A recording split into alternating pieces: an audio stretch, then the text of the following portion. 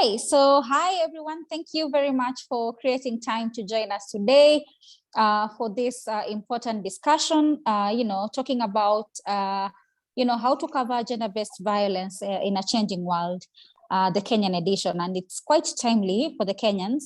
Yesterday, we had a very gruesome video of a woman being violated in traffic on the road because of supposedly, an accident involving a boda operator. So that's a motorbike guys. And I mean, just went south so quickly, and she was stripped and harassed by men. So, I mean, I think this is such a timely discussion for us to talk about how do we break the bias, how do we tell such stories in a way that is sensitive, that puts the survivor at the center of the discussion, and really does not take away the power from the journalists as well as the women who are the subjects of these stories. So I mean, as we all agree that, gender-based violence really is a human rights violation. It's in its extreme form, it's fatal. We know cases of femicide. We know cases of women who are killed because of who they are, what they do, and sometimes just simply because they were women. So I'm hoping that our discussion today, you'll all bring your anecdotes of reporting around issues of gender-based violence, and how that some of those stories shaped you as a journalist, how that shaped not that just that story, but also how you looked at GBV reporting moving forward. And we are lucky because the Center for Women's Global Leadership in Journalism initiative on GBV have come up with a really useful handbook, which you'll hear more about, which talks about, it's called Silence and Omissions, which talks about, so it's a media guide for covering gender-based violence. And it helps and it really sets the standard and a guide for journalists, to be able to better report on GBV, to be aware of sensitivities around GBV reporting, etc. And so so I'm hoping that from this discussion you will see opportunities for you to improve your writing. And one thing actually, when I was preparing for this session, I just thought about was, this handbook really is not just for journalists, it's also for other people who are doing communications as well, because it helps you, it gives you a guide, it offers insights of how best to tell some of these stories in a way that does not take away the human rights and the dignity of the subjects of our stories. And so I'm happy to be part of this discussion. So part of that, the contribution to the handbook, I have two entries there. One looks at gender-based violence, involving a lady called Mwende. And I'm sure for the Kenyans, you know this, and Jerry was actually my editor at the time when I did this story in the newsroom. Mwende, the lady whose hands were chopped off by her husband. And up until, I think should have been this year, the guy was sentenced. Actually, the case was followed through and the guy was sentenced. I think it was to life, but I'll confirm and I'll share. The other story is about, street girls and street women who takes care of their sexual reproductive health rights. How do we tell their stories? So I know on the chat, a link has already been shared of how you can get the handbook. Please create time, go through it, read it, share with your friends. I can bet you will learn something from the handbook. Very resourceful. But then again, Cosette and Krishanti will share more details about that. And so, again, a timely discussion on International Women's Day. And so I have done the intro, I've set the stage. So guys, I don't want to take any more time. I want us to tell our stories of how, of just reporting on gender-based violence and some of the issues, some of the concerns, and the anecdotes that you've learned along the way in reporting and editing some of this work. And so I'll just run through the program. So Rose will start us off. So that's Rose Lucalo Owino. She's the chief copy editor at PesaCheck. And then Krishanti will come in. She's the executive director at the Center for Women's Global Leadership. So they'll all introduce themselves. I'm just doing a run so you know who's in the room. We have Judy Kaberia, who's the executive director at the Association of Media Women in Kenya, important person to be in the room as well. We have Catherine Kisheru, who's a veteran Kenyan editor. We have Lisa Sibri, I hope I've not massacred your name, who's the co-chair of Media Matters for Women. Jerry Rugene, a journalist and women's rights advocate. We have Nicole Jerine Duarte. We have Rose Kwamboka. Rose and Nicole are both journalists in Kenya. We have Cosette Thompson, who was the guidebook author. And then finally, we'll have Faith Onea, who's also a journalist focusing on gender issues in Kenya. And so right ahead, I just want to rope in Rose. Thank you, Rose, so much for joining us. Thank you for creating time for us. Yeah, so perhaps you can start by introducing yourself and then I can ask the questions. Thank you. Thanks, Eunice. I'm so happy to be here. It's a privilege, it's an honor. And thanks for the invitation. As you said, my name is Rose Lukalo Owino. The media knows me more by Rose Lukalo, but I do use Owino. What do I say? I have decades of experience in media as a journalist, as also a media development expert, and also on the gender front as well. So I'm wearing all those hats, I think. I'll juggle those hats as we go forward. Just a correction. I'm no longer with Kasich as of a week ago. Okay. Oh, okay. So it's just a transition that I made recently, but I was the chief copy editor there. That was correct. Yeah. Okay. So I know you've mentioned that you've had experience over the years in media and the work that you've done. Perhaps you can just describe some of your reporting or editing experiences on gender-based violence, or advocating for change. What are some of those GBV stories that have stayed with you to date, and how was that experience like? I think one of the earliest stories I remember was when we were reporting HIV/AIDS in low-income areas, and just really confronting how relationships get formed within poverty settings, and a lot of situations women find themselves in are having to cohabit. They're literally forced into, they call them marriages, but when you listen to what they're describing, it really is not a marriage. It is just a situation that they found themselves in and have been forced to make good with. So that's one of the big ones.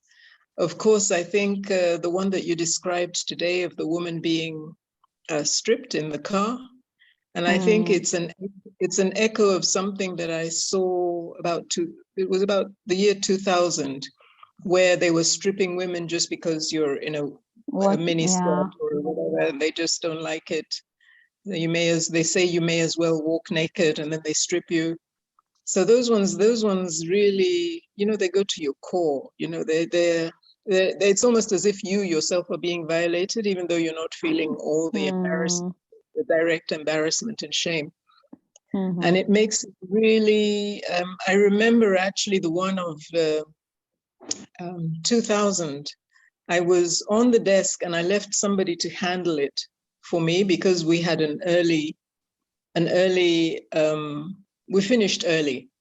And this story came in late and the person didn't call me. So I really felt guilty because I wasn't there to protect that woman, and they showed some scenes that I feel were unnecessary for telling the story, So, I mean, there are these things that you carry with you as, guilt. I could have, should have, might have done it differently. Yeah, I think cases like that, they're really, really confronting. And we wish we could do more. Yeah, and just hearing from you, I can tell, these are stories that, they have human interest in them. They have people, they have lives, they have hopes and dreams. And some of these are shattered because of how some of this reporting is done, where it takes away from the person. So, takes away in terms of, the ethics aspects, the human rights, etc. And so just tied to what you've shared, what are some of the common biases, some of the common stereotypes you experience while in the newsroom, out of the newsroom? I know you might have alluded some of this, when you say, the woman is half naked, they might as well just strip them, they might as well walk naked. But what are some of those stark biases, stereotypes, and myths that you've encountered in your line of work? Well, I mean, I think you're alluding to some of it, is like women are asking for it by how they dress, So you end up having these conversations inside the newsroom, trying to explain, even though journalists have signed up to the ethics, sometimes they don't understand and see how it plays out in real life and the impact that it's having. Explaining why you shouldn't use graphic images and how it humiliates, and it's like a double injury to the person. So you end up being an advocate. You're doing your advocacy inside the newsroom, among people who you wish were better educated or better prepared for what they're going to deal with. It's not always evident. And then you're also confronting the socialization of the people you work with in the newsroom, who don't always understand what you're saying. So I think those ones are big ones for me. But like around gender-based, even the concepts of rape and when is rape, it's still like an ongoing conversation that you have to constantly explain. She said no. End of story. It doesn't matter whether she was wife, girlfriend, or stranger. She said no. So they're concepts, they're conversations that we continue to have, that we continue to try to develop and deepen in the newsroom.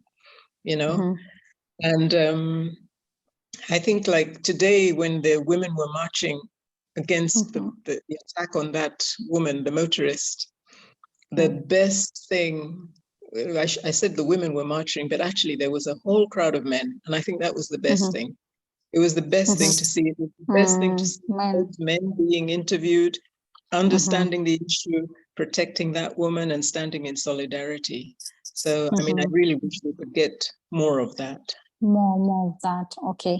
And so before I come to the third question, for those who are listening and you have any question, please put them up on the chat, put them on the Q&A, and Rose will pick them. So you can indicate, because the speakers will come at different levels. So maybe you can say a question to Rose or a question to Eunice, so that we can pick them quite easily. And so Rose, now that we know what the problem is, now that we know what the issues are, how do we break the bias in gender-based violence reporting? How do we do it? And feel free, if you've gone through the handbook, to make references to some of the recommendations, but from where you sit or where you stand, what would you say is your recommendation, or rather, how we break the bias and the stereotypes and the myths and everything else? Well, I'm not going to trust my memory to recall what I've read so far. I went over it very briefly, and very cursorily. But I think it takes like a lot of education. I don't think we should underestimate the work that has to be done. We must always remind ourselves that we're dealing actually with a social construct. These people have come from home, from decades of being trained by mothers and fathers who believe that this is the right thing. This is the way life should run, and that boys are superior, that girls need to be timid and quiet and stay away and behave how they're told to behave. And girls are also, the girls who now become the women we're dealing with are also socialized in that same setting. So, I mean, I find myself even in even in editorial meetings, for example, Mm. even as recently as Kasich, you're dealing with women who won't speak. Unless you give them the space, they won't speak. You know, you actually have to create it and stop the meeting and say, okay, can we hear from you? You know, so it requires really active intervention at many levels. It requires constant engagement with the issue at every level where we work, outside, in partnership with others, inside the newsroom, in partnership and in confrontation, because there are allies in the newsroom, of course. Not everybody doesn't get it. Doesn't get it, yeah. Yeah, there are allies. So building alliances inside and outside. It's about confronting the stereotypes as soon as they occur, when they occur, and putting your foot down and just being a nuisance, really. And it requires supporting women to have that voice and to engage further. Yeah. Okay. Thank you so much, Rose. Is there anything else I haven't asked that you feel I should add this in this discussion? You have like 30 seconds or so to do that. Oh my, no, I think you've been pretty comprehensive. If I have anything to add, I'll write it in the chat. Okay, sounds good. Thank you so much, Rose. Thank you for the insights. Thank you for the, for giving us, a perspective of how the issue, what the issue is, how it looks like, and how to change some of that, by being intentional, by creating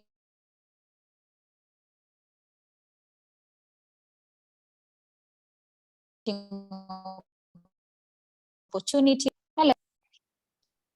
I'm back. I think someone was trying to call me. Sorry about that.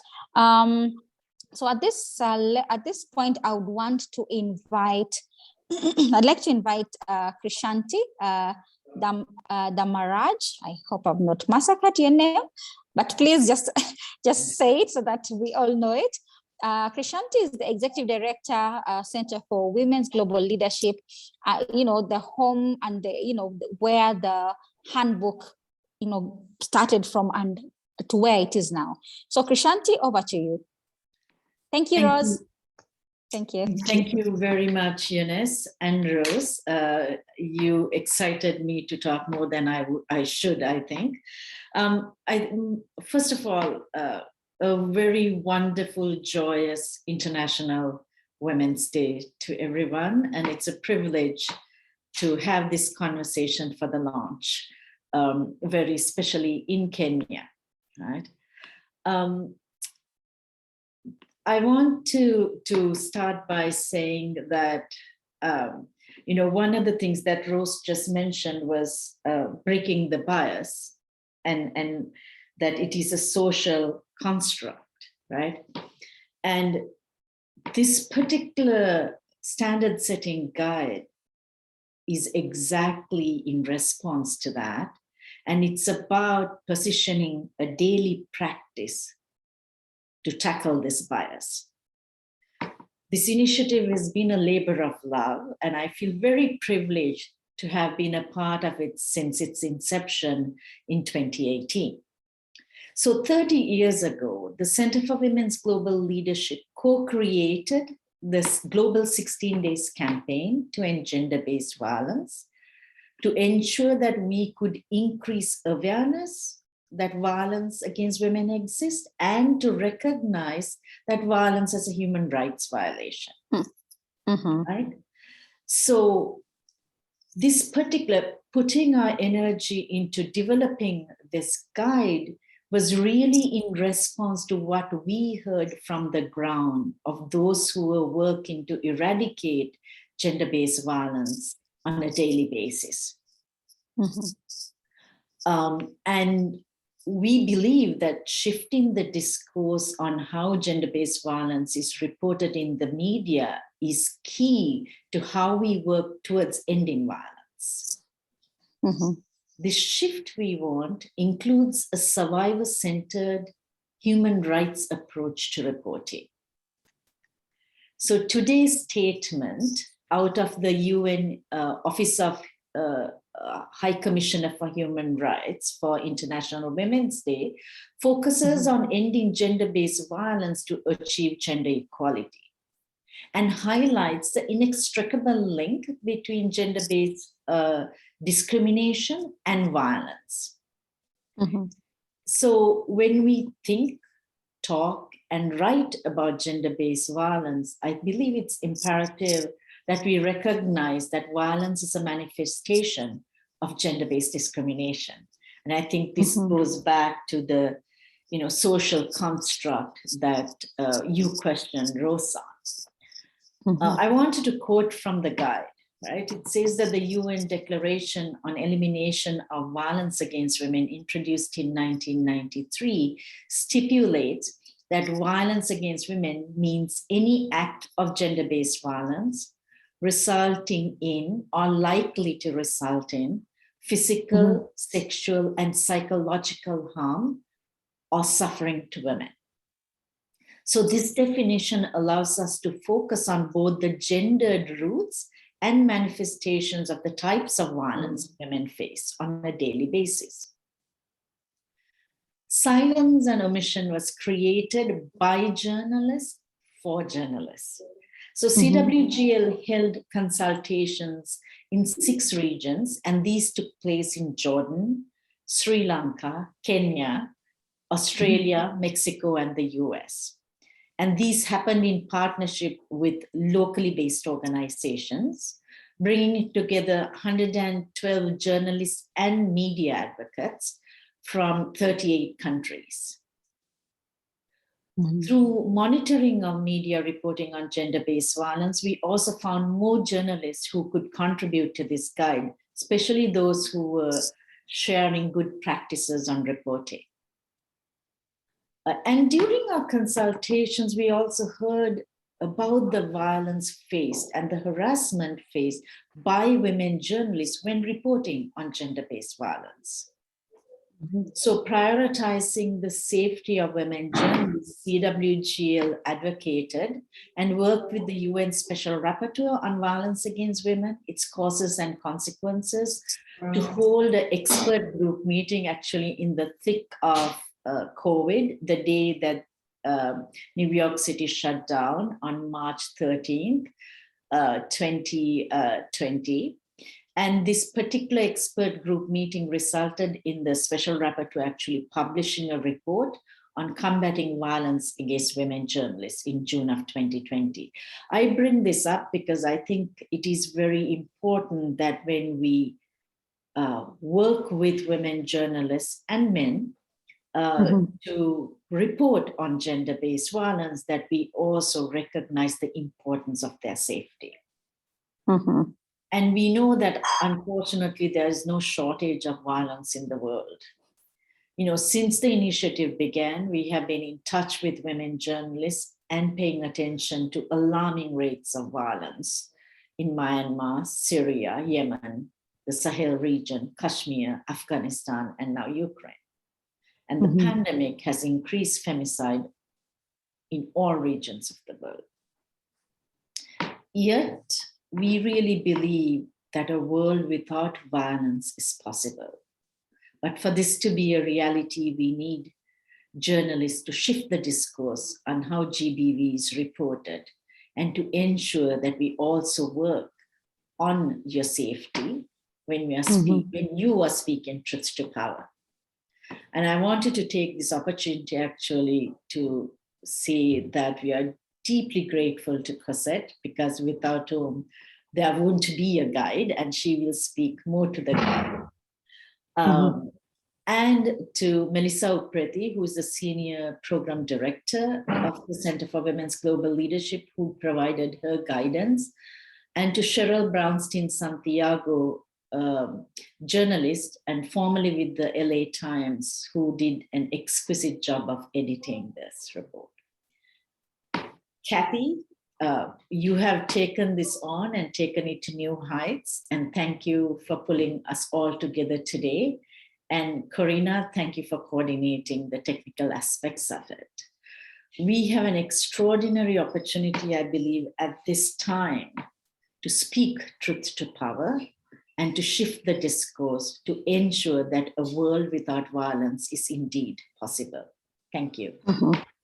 Thank you so much, Krishanti. I think what really stood out for me is how you talk about the safety, even as we're giving, truth to power. And I think that is something that for journalists, most times it's the story that is priority at our expense, And I like that the reference you've made to the UNFPA guide. So I hope someone will get to post it on the chat so that those who haven't interacted with it, they can see it and see what that, what that guide, what that handbook says. So I hope also that could be shared. But I think you bring very important discussion, Krishanti, about why is this important? Why should we have a guide, because, we are very optimistic, we're very ambitious that it's possible that, a world that is peaceful, that is free of gender-based violence. And it doesn't hurt for us to dream, because by dreaming, we get to try, by trying, we get to try again. And then we rope other people in that trust and dream of that peaceful world. So I think you've set the stage so well for Judy to come in, because Judy works, she's the executive director of Association of Media Women in Kenya. And I know the work that they do in, empowering, building the capacity of women journalists. So that's a nice segue. Krishanti, thank you for leading us to Judy now. But again, for the audience, for the listeners, if there's any question you have for her, please drop them on the chat, and then we can pick them up. So at this point, Judy, are you with us? Yes, I'm with you. Yes. Okay, thank you. So Judy, for those who do not know, she's the executive director at the Association of Media Women in Kenya, such an important entity, does a lot to build the capacity of women journalists, to do a variety of things, including how to do good gender-based violence reporting. And so at this point, I would want, and I know Judy, you and I have met chasing stories, being chased with tear gas and covering doctors' strikes and all that. So please share your experience of covering, specifically GBV, and how that shaped your perspective up to where you are right now. Yeah, thank you very much, Eunice. It's always good for us to reconnect after the few days as journalists in Kenya. And yes, it's very good to look back and see how coverage of GBV story has been treated, especially in the media space. One of the worst scenarios is that journalists who report on GBV are never taken serious in the newsroom. There is a way of dismissing those you women and your women issues. That's when cover the women issues. Yeah. And you get a tag of you're a feminist, you're an activist. Basically, they don't consider you like a usual or a good journalist. But things that I realized while I worked as a journalist is being passionate in everything that we do. Living with a purpose and ensuring that you go for the story. Doesn't matter the tax that you're getting, doesn't matter on your story's number what, but the most important thing is to be passionate, to have an objective, and ensure that despite all the hurdles that come along the way, that you go for the story. And into understanding what happens is when one of the journalists used to work for a main television station in Kenya was sexually abused by a member of parliament. And when we're covering that, just found ourselves in the crisis, getting attacks from the alleged perpetrator, and the newsroom not supporting you and telling you that you interfere with people's private affairs. So it's not an easy thing, especially for a journalist to decide to focus on GBV. But one of the things that I really appreciated and lessons we can pick is working together and encouraging each other. And because of that, I found a line in reporting on human rights. And I think that is what has grown very well in my career. I'm really proud of the work that I've done. Looking back, all the 11 awards that I've scoped have been mostly fighting for the rights of women. So as much as it's demeaning, I think there's a lot of work for us who have gone before the ones who are coming after us. We need to mentor the younger women journalists or even the male journalists in the newsrooms. We need to tell them to stay focused and tell the stories. And one of the things that I've now been realizing as a judge to stories or giving story grants is the quality of pitching that we are receiving, especially on story. There's a bit of lack of creativity, a lot of superficial reporting that I call it the voyeur kind of reporting. Not into situation. We have to get just out of that crying only and interrogate the entire system, during the of activism all the way to this year, which we extended. We're looking at the access of justice to victims of GBV. And if journalists can just be able to tell the stories from what happens when a victim goes to report a case at the police station, that's a whole complete story altogether, because the gender desks are pieces of wood run by people who are not professionals, who don't understand the victim's journey. And so the biggest challenge we have is to train our journalists, to mentor them with the skills, to be able to dig deeper into these stories of GBV and breathe some freshness and creativity so that the story is not fatigued or people are not tired in the way we are telling the story.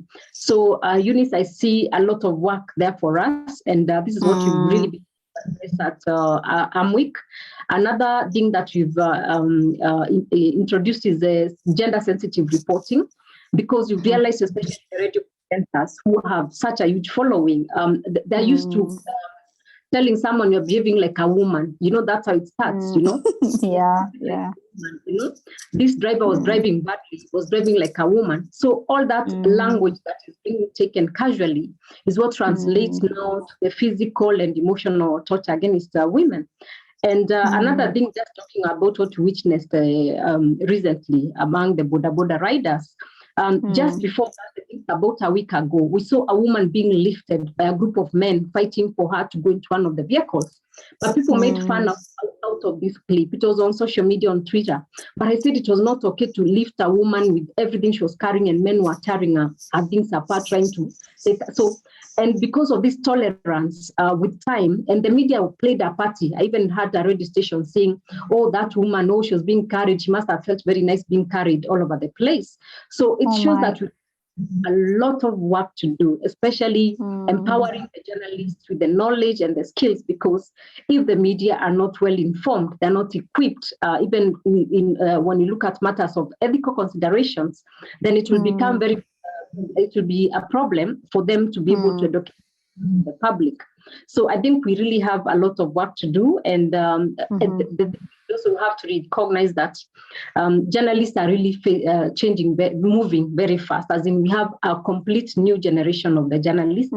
So this is continuous and giving them life experiences of how we've gone for those stories, to ensure that all the newer ones that are coming after us, that we didn't walk away. You see, Eunice, we are out. Catherine is out, Rose is out, Jerry, all of us are out here, Faith on air. So how do we ensure that what we have is not completely gone with us? It doesn't go with us, yeah. Yes, so that is very important for us, yeah.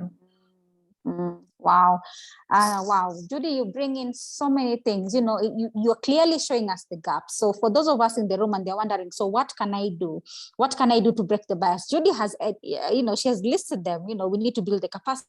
We need to do 1, 2, 3, 4. And for those who've left, we still need to come back and make sure that we build the capacity of the new ones, because otherwise it'd be a whole generation of people who do not know how to report on GBV, and if they do not do it correctly. And so that's also, the onus is on us as well. How do we give back? You know, how do we make sure that some of these skills, the lessons from the handbook, for instance, how do those get into the newsroom, back into the newer journalists? And I like that Judy, you've also mentioned that the gender sensitive reporting. So it's already work in progress. You already know where the issue is, and you've already started that. And actually, from what you shared, Judy, you spoke about your experience. You spoke about some of the common biases, and stereotypes that you've encountered, and of course, how do we break? And how do we break the bias? We need to build capacity. and that is really critical. And of course, the human rights angle and the human rights lens to everything that we do has to be there.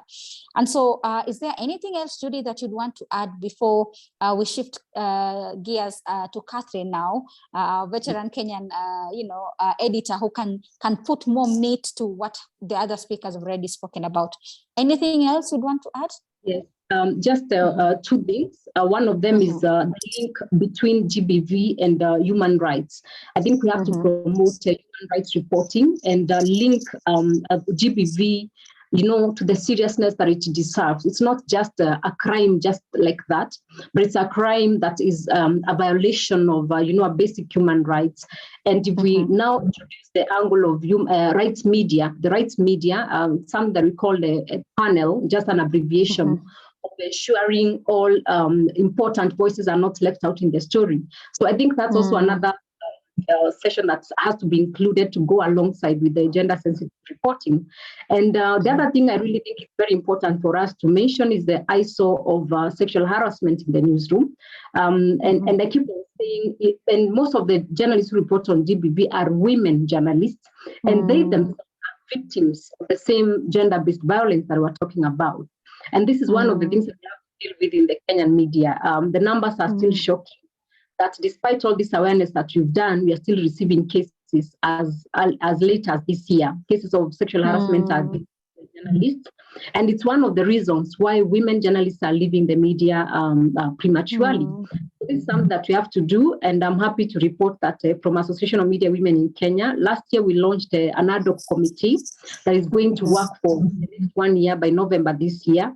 And all this committee is set out to do is to come up with a mechanism, whether it's a tribunal, whether it's an independent committee that will ensure there's a redress for sexual harassment in the newsroom, and an independent place where journalists can go and report outside the newsroom. Because you've realized all the cases of sexual harassment, you're going to report the managing editor to a HR and expect action to be taken. And one of the things that you have to remember is this editor who raped an intern at gunpoint. The guy was sacked. He was found guilty of the harassment. He was just sacked, no redress, no punishment. And then he went and was employed in another media house. So we have to really stop that cycle of impunity also in the media, because we are the people entrusted to fight for other people's rights. So if our rights are not protected, then how are we supposed to be the advocates talking about GBV? So that's one of the things that I thought it's very good for us to mention and think about how we can collaborate to ensure that when we roll over to all the media houses, create awareness, because some of them don't know what is sexual harassment. So we have really lots of work to do in terms of that, and force them to sign also the contract alongside the sexual harassment policy. They read through it and sign it. It's something that we are pushing, and something that you can roll probably later in this year. Wow, Judy, you bring in very interesting discussions. We are trying to protect other people's rights, but our own are being violated, our own are being threatened, and we do not have the mechanism for a proper redress. And even if they exist, it never gives us the justice that journalists deserve. So I think there's so many areas for those who are listening, and I would really like if Krishanti and Tim would just follow up with Judy, because I think there's so many opportunities for us to see how to work together in this. So that's a pin I'm putting for Kathy, for Krishanti, please, and for Seth as well. Let's see how do we work with Amut, because I see there's an opportunity there to collaborate, as Judy said in her final point, collaboration. Okay, so thank you so much, Judy, for that. At this point, I want to rope in Catherine Gisheru, a mentor, a veteran journalist, someone that I read growing up, someone that I'm reading even now. Catherine, are you with us? Yes, I'm here. Hey, okay, you're making me feel very young. Well, you're definitely very young. Yeah, I am going backwards, not forward. Yes. Age-wise, that is age-wise. That. Okay, thank you so much, Catherine, for joining us. And I mean, I'm sure listening into the other speakers and also just thinking about your own experience in the newsroom. I mean, let me not even hold you back. Tell us, how was your experience like reporting on GBV? What are some of the outstanding things that they probably was a turning point for you in reporting GBV? I think one of the things that I guess everybody knows by now is that I never let the fact that I'm female be a stumbling block. So for me, I have not, I understand I actually know about the harassment that happens in newsrooms, but I guess I'm a totally different animal. But anyway, when it comes to GBV, for me, my experience has been, although we are talking about women, there's one thing that I saw which kind of, how do we say, kind of a bulb went into my head and I was like, what the hell? And this is because GBV, whereas it is an issue of power, people playing up their power, men usually, this is an incident where some idiot, oops, excuse my French, where an administrator forced the shaving of a man because this was a teacher and he had a beard and he didn't think that teachers should have a beard. And he forced him to be shaved in front of a crowd of people. It was a public baraza. And for me, it kind of brought home the fact that if you have power, you can just do just about anything. Imagine now that was a man doing it to another man. Imagine what happens in these closed spaces where we are at, whether it's our homes or at work or wherever, where we have women who don't have the power to stand up for themselves or to even speak out. So from that time, it kind of became like whoever has any kind of authority and is abusing it needs to be spotlighted and shamed and named, especially named. I believe in naming people, whatever happens, because whatever happens can be, but at least naming them. And one of the things when it comes to GBV, it's, yes, it's women, it's whatever, but it's that kind of power play where you have people using their authority or their positions in society or their positions in families, whether it's boys or even girls sometimes abuse that power when they are, you know what I mean? So it is that kind of playing of the power play that kind of makes me angry and keeps making me angry, and I'm still angry and gives me the drive to keep on exposing and helping people learn how to expose this kind of games, if you want to call them games, but that kind of abuse in terms of using your position or your authority to intimidate or harass or abuse other people within the, especially women, when it comes to women and girls. Yeah. Okay, thank you, Catherine, for that. I'm curious. I mean, you mentioned something about the power play. You know, it's all about power. It's all about who has power, who doesn't, and how that plays out.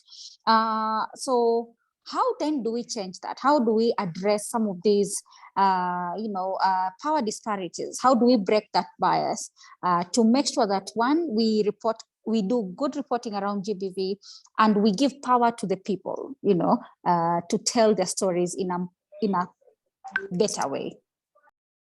Actually, that's one of the things. I mean, one of the things that I've been thinking about, and I keep on talking about this whenever I get a chance, is we do not know how bad the problem is if you do not have evidence, because people will say, like all the other previous speakers were saying, oh, you're an activist, that is Judy, or what Rose said earlier about the social construct and all the way that different people, how we interact with each other. But really we need to have good evidence, as it were, so that we can inform policies and so that we can be able to kind of come up with specific legal whatever you want, or even not only policies, but even laws that specifically can not only describe the crime, but we can be able to then quantify and say, this is how big a problem it is.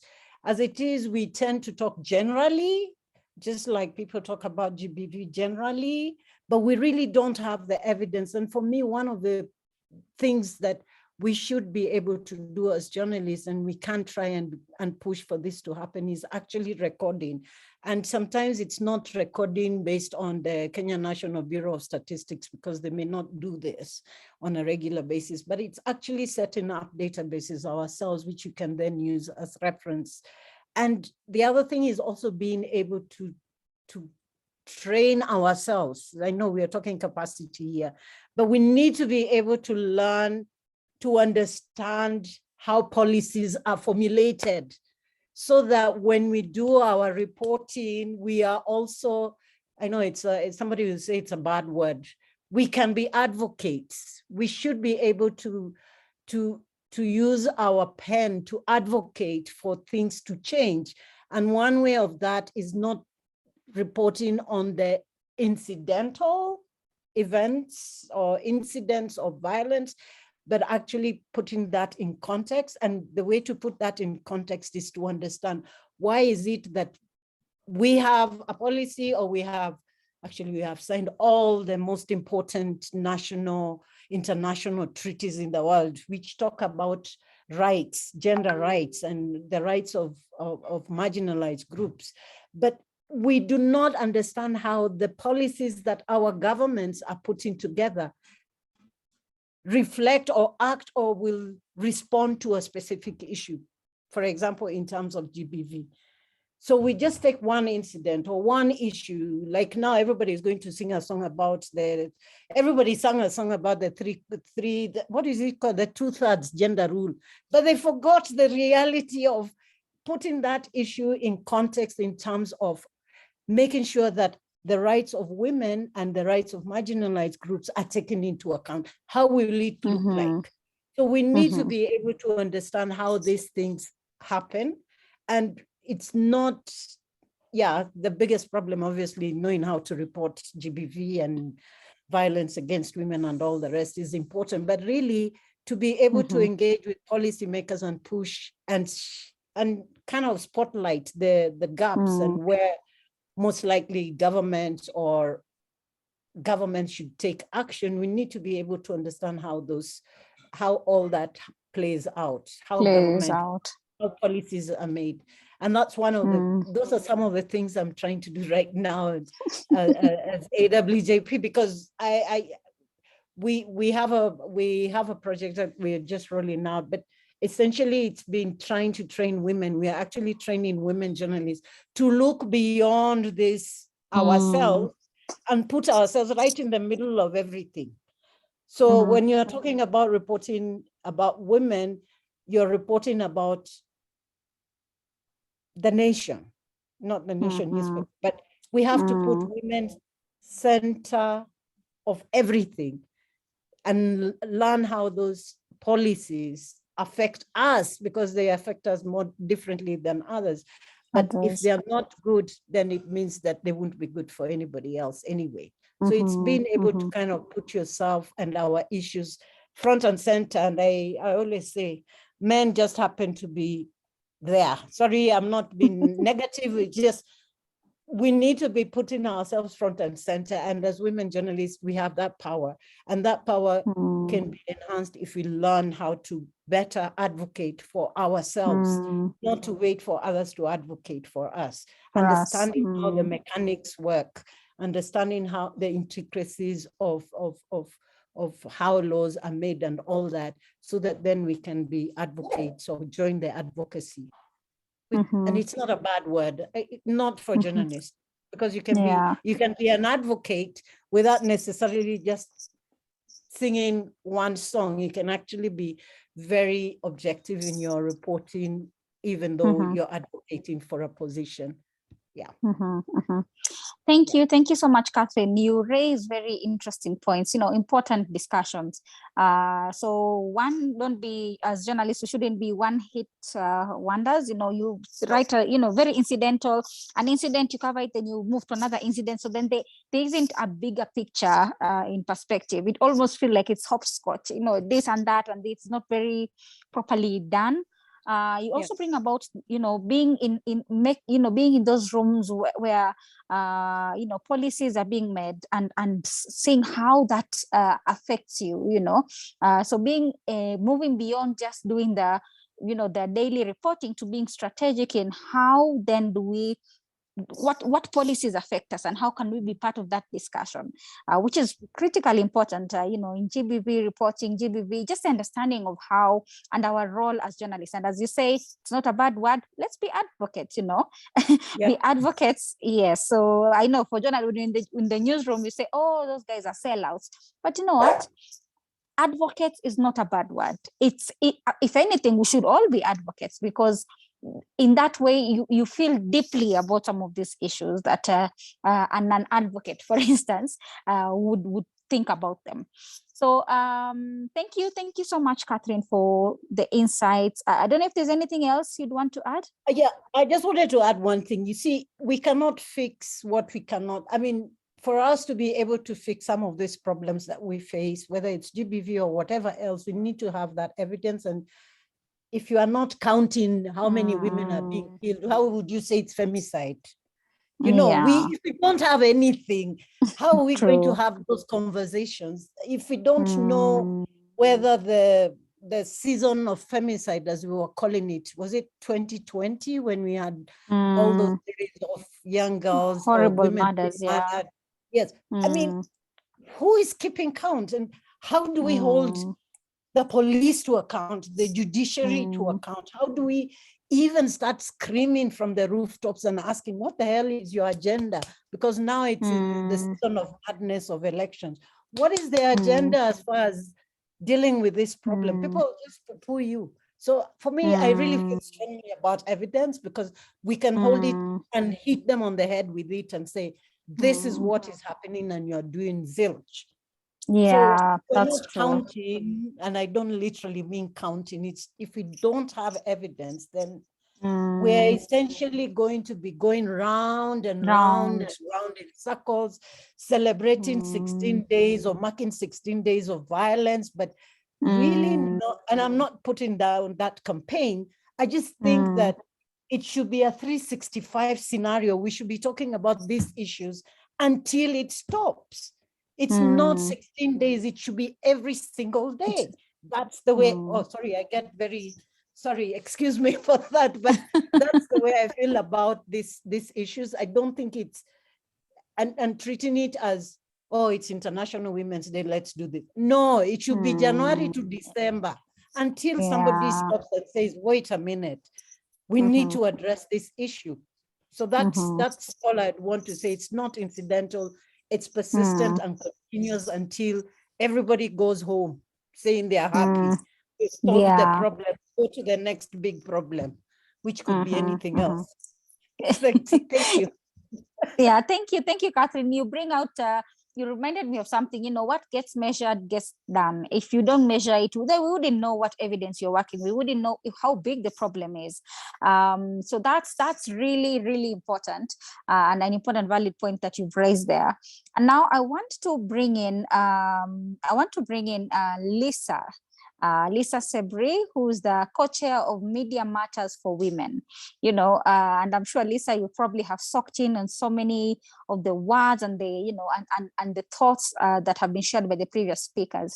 Lisa, are you with us? I'm here, yep. Hi, Lisa. Hi. Yeah, so please introduce yourself, and then you can describe your experience around GBV reporting, and you could perhaps, you just start, and then we can pick it up from there. Okay, great. Well, first of all, thank you so much for having me here. It really, as everyone says, it's an honor and a privilege, and I'm so happy to be included. it feels like a natural sort of continuation of what Catherine was saying about advocacy, because we are unapologetically feminist focused and advocates for change. And we use journalism as the vehicle for trying to create that change. So what Media Matters for Women does is we hire journalists in Sierra Leone who are working in rural areas. And you know, one of the things we've been talking about are the challenges in reporting. So our journalists are not on the world stage. They're not, their audience is not, you know, they're not publishing in the Times or the Guardian or the whatever. They are taking critical news and information on women's issues out to the rural areas and building knowledge in rural communities through their reporting. And the way that it works is they have their constituency, their listeners are mostly illiterate. They're living below the poverty line. They are living in areas where they don't have access to the internet or mobile communication, and they can't afford a computer or a phone anyway.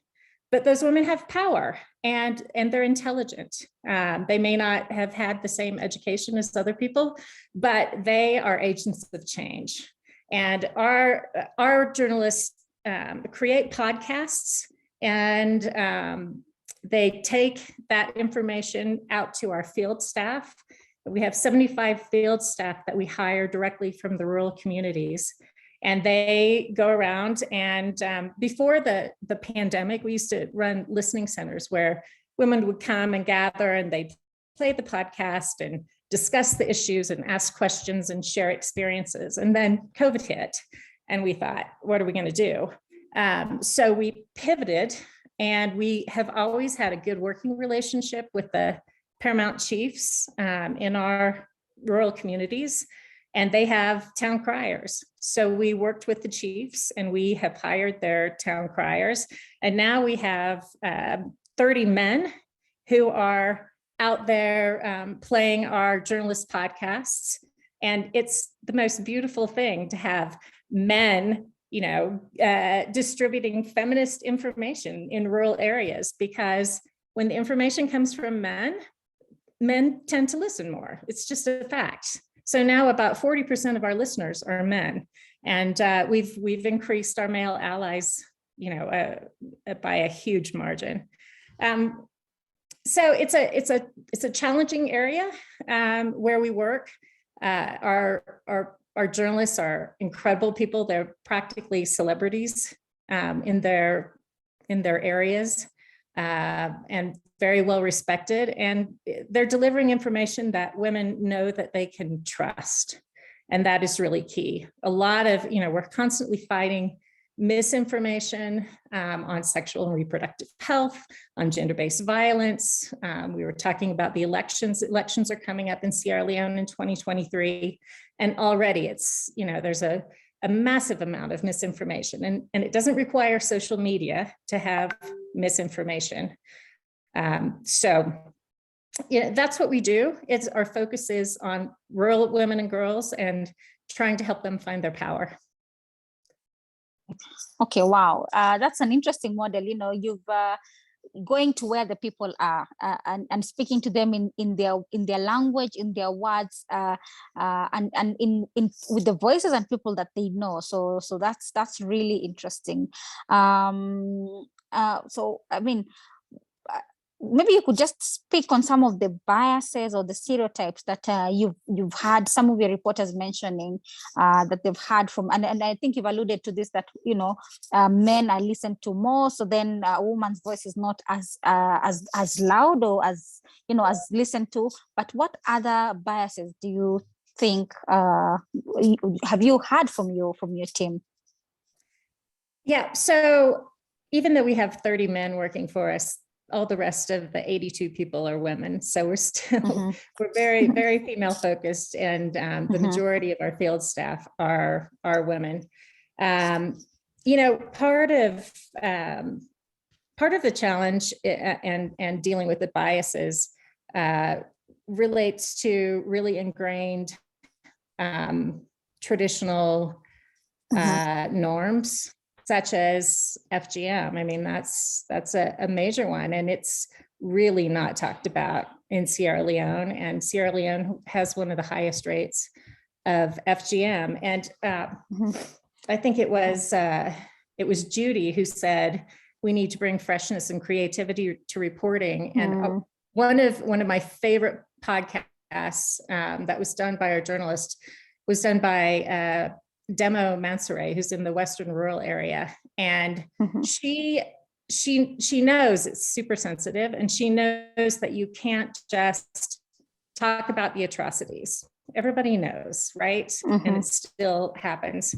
So what she did was she took a very different approach, and she went out and she asked women, what has the Bondo Society done for you?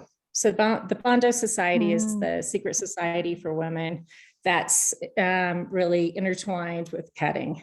And that gave women a platform to say, why are we still doing this? You know, and I think if she had approached it differently and hadn't just asked an open question to allow them to reflect and think about it in a different way, that it wouldn't have, people are really, really not excited about talking about FGM. It's a really, really difficult subject, you know, for everybody. But I think, you know, our journalists are particularly good at taking a creative approach that has the end goal of getting people to open up and talk by asking questions in a creative way.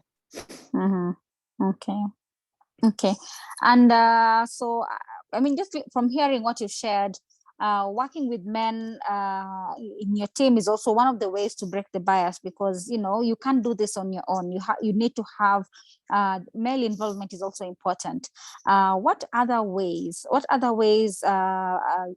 are you as a team using to break the bias? I know another thing that you've also mentioned is, you know, speaking in the language and in the voices and the people that they know. So that also helps a great deal, because then the community and the audience sees people who, you know, they understand. So if there are any biases, if there are any questions, then it's easier for them to reach out and seek clarification from them.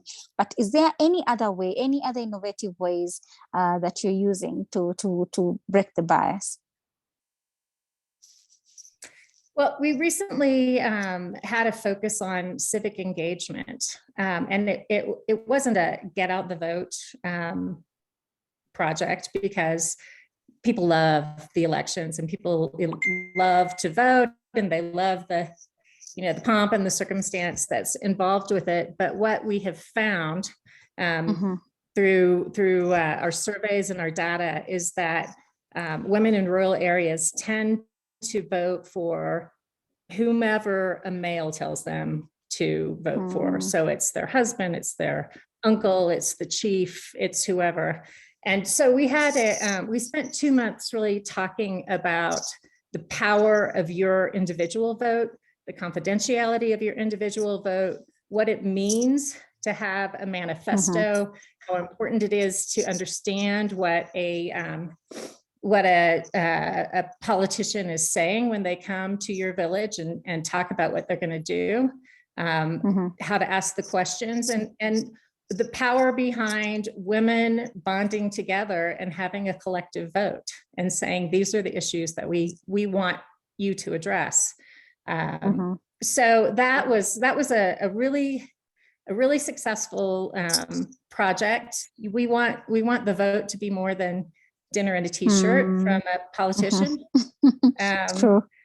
Yeah, so that was sort of a unique thing. Nobody is really talking about, the power of the vote and how the democratic process works. And I think it's really important that women understand how the process works in order to become the change. Okay. Thanks, Lisa, for that. trying to find ways, like the civic engagement, so that it adds value to these women. So that's really interesting.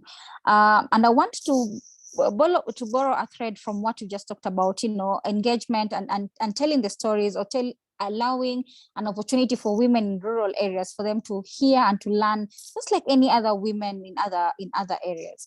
Why I bring this up is because our next speaker, Jerry Regene, wrote a very powerful story about a small rural area called Busia district. And so this was about a story about a young 16-year-old girl back in 2013 who was called Liz. Liz had been raped by 3 men, and I think they attacked her and threw her in a well. They thought that they had killed her, and because of how the rural area works, some of these cases are not reported, and if they are, nobody ever follows up. And so, as I transition from Lisa, your work in the rural areas, I want to bring in Jerry and Justice for Liz, the story that you did about a rural area, as your entry into our discussion this evening. Jerry, are you with us? Very, very much so. Okay, thank you, Lisa. Over to you, Jerry. Please tell us about Justice for Liz, how that experience was like for you. And I know the rapists were arrested, but let me not preempt your story. Please proceed. Eunice, I can't believe you have brought that story that I did in 2013, but it still sounds very fresh when you look at the circumstances surrounding it. And anyway, then when I did this story, remember, I was an editor. I was actually the parliamentary editor at the Nation Media Group, but I would get time to do stories on gender, especially SGBV. So when this girl, actually the person who drew my interest to this story, my attention to the story, was a doctor I had worked with before, and he told me that we are treating a very, very serious case here of a girl who had been raped. She was actually gang raped by 6 men, not 3, and they abandoned her in an unused pit latrine, and they ran off. But for somehow she was rescued, and eventually, when these people were arrested, the young people, there were some young men, and the punishment they were given by the chief was to clean the chief's office, to cut grass around the compound. And the girl actually was asked to sweep the office. And then after that, it ended there. So until a month later, when this doctor called me, she was doing very badly. She had, what do you call this disease, where you have the urine just fistula. Running. Fistula. She had a serious case of fistula. She was deeply traumatized. So, and that was a month later. That's when I learned about the story. And when I was called, I said no. And I remember then my editor, the person told me, no, listen, since we have people in the bureau, why don't you allow them to do? I said, no, this is not the usual story. So I just drove myself there. And I found this girl. She was deeply traumatized. She did not want to speak to anyone. But I spent time there with her and her mom. Eventually, the mom spoke to me, and it was terrible. She was sick, and the circumstances around which she was raped and then neglected was devastating. But anyway, to cut the long story short, I was able to follow up her story. And one thing I'll tell you about some of the things that we talk about here, and people think that maybe we take them for granted. The fact that in the newsroom, you need to be able to be firm when you are doing certain, especially then during our time when you are still doing stories on GBV, stories on women, and when they were being trivialized. But here I said, no, this story, I will pursue it. And I pursued it because then, in my capacity as an editor, and I was firm. I said, I have to pursue it every day. Fortunately, the CEO of the company said, no, this story, I think we need to go with it. We need to help this person, because so many people called the international community everywhere, and they were giving assistance. So Nation took it over. The girl was taken to hospital. They paid her bills until she recovered. Up to now, I have followed her case. She is doing well. She almost died, but now she's back in school. It ended up very well. But I learned a lot, because there are people who kept on saying, why do we keep on following this one story? Jerry has become an activist. And you know, that word activist in the newsroom has always been used in a negative way. But I said, no, okay, I am not, then you say, okay, I'm not an activist or whatever I am, but I'm following this story to the end. Today, anyway, I am able to say that that girl was helped from far and wide. The government was put into the limelight. I remember then some cabinet ministers visiting the US, and they were confronted by journalists from the CNN, I don't know from where else, and they had to address the story. Never mind that they were lying on certain issues, and they came back, they said they would address it, but the issue just died there. I think when they got into their flight and back, that was forgotten. But at least we made the point. But there's something I have to say. Still in the newsroom, even as I say, we have come from far, and we should be very, very happy, I think, for what we have, the progress we have achieved in reporting SGBV especially. I remember at that time, there were so many, I remember the Attorney General then from that place, and now a senator, and I think the governor from that place and leaders from Busia were angry with that story, and they said, no, this is a lie. And unfortunately, and sadly enough, there were some people even in the newsroom, and from also the same area. And these leaders kept on calling those men, the journalists from the area, men in the newsroom, and they say, why are you allowing this story to go? And there were even some attempts to stop the story, and they were calling me a liar. I said, no, you cannot do that. Fortunately, somebody else who works in Busia had told me that this place is crazy. There's so much GBV going on. And I went there and I was taken around. I said, to prove wrong, the accusations that the story was false.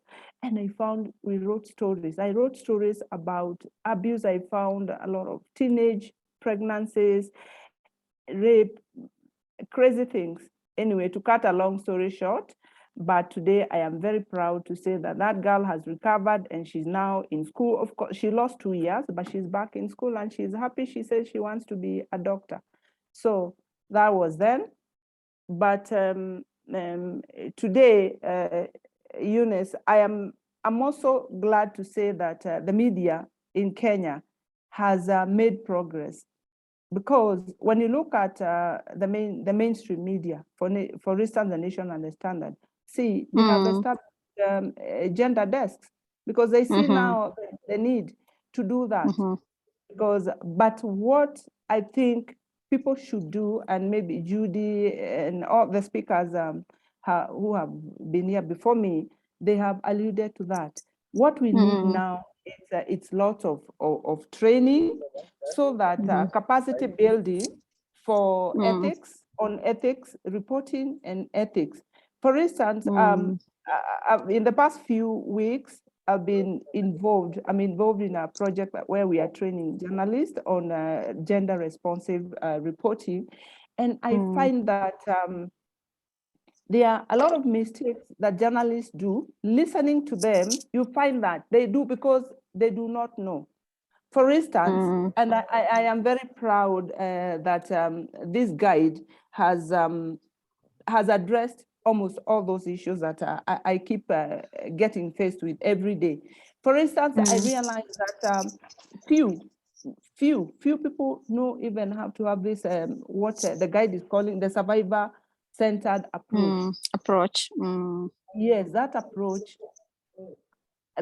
is kind of lacking. I could say that largely because most of these people you report, you get a survivor who mainly are referred to as victims here, and you find people asking questions that even traumatize these people more.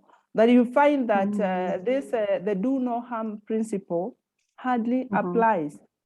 In most cases, most of these cases, people are unaware that they are harming this survivor from the way they are questions, questions they the ask, engagement, the engagement, even you look at them, the lack of compassion, because for many years, even in our newsrooms, the issue of human rights, Eunice, you know that it has not really been quite an issue. You say, oh, a woman has been raped or has been beaten, I don't know where, go and cover. So you go and say, oh, what happened? What and this, you know? Almost so mechanical. That is why these issues of training comes in, the issue on survivor-centered approach, putting human rights, you know, angles to these stories, looking at them in that eye before, because as you said before, journalists, any journalist who would pursue stories of especially gender, you'll be viewed as an activist, not even advocate. And you know that with that negative connotation. Yes, but today I'm even happy that journalists like us who have now stepped out of newsrooms, you find there are many of us are involved now in sharing or giving back in that kind of training. And from there, you get to learn what people need. And I see like Lisa, there's something that she has said that rings in my mind, very fresh. Today in Kenya, there's a lot of media and a lot of politics, as we say, politics. It's rural. It's in the grassroots. So there's a lot of community media, but then you find that most of those journalists who are operating in the community media, they are members of society like all of us. They come from those communities, and most of them, like us, we came from home with our stereotypes. We were brought up, I was brought up knowing that when I'm in the house, I need to cook for my brothers, I need to clean, that my brother can just come eat and throw the plates there, leave them there so that I clean them. So I go to the newsroom with those stereotypical stuff and I start applying them. And that's what happens. So that even like Lisa says, in the issue of like reporting FGM, she says maybe most do not like discussing FGM. But in this case, I think I find it a bit different.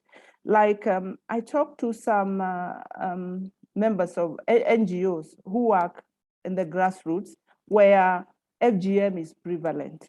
And I got to find that they are uncomfortable because, okay, you get media space to discuss FGM.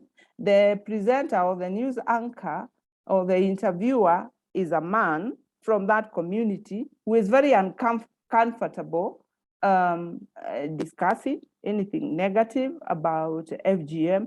So you find that you are in an interview which is so one-sided. There are certain things he will not talk about, he will not ask you. So, you know, you can see the difficulties. So for me, what is needed is capacity building, lots of training, lots of awareness creation amongst journalists. And I'm telling you, we will go places and we will succeed because I have seen these things. It is not all gloom.